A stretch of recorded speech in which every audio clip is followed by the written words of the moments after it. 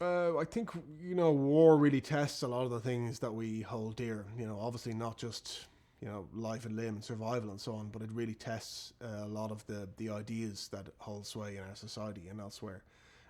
It's a If you see what's happened in recent years in the West, with the war on terror and with the rollback of civil liberties and the normalization of torture and arbitrary incarceration and killing of civilians and so on, these things have been unthinkably normalized to the wider public within a very short space of time.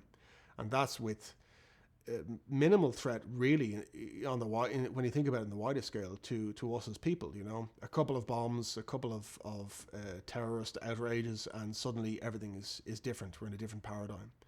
So I think, if when you look at a situation like Russia and Chechnya, Russia was coming out of a situation in which they didn't even really have to pretend to aspire to those kind of civil liberties or what have you. So the way in which those basic things were tested even more is so much more extreme in the situation of the wars in Chechnya.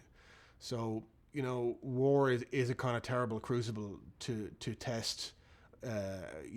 Our basic freedoms, our basic rights, our basic aspirations, and really shows us what we are. I suppose it shows us, do we value certain things, or are we prepared to throw away those things for mere expediency.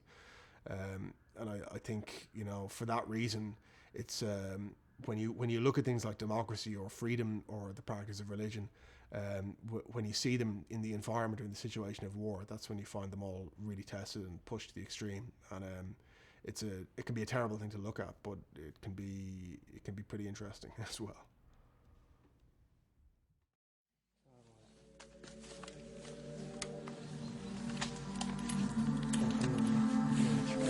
Takiego.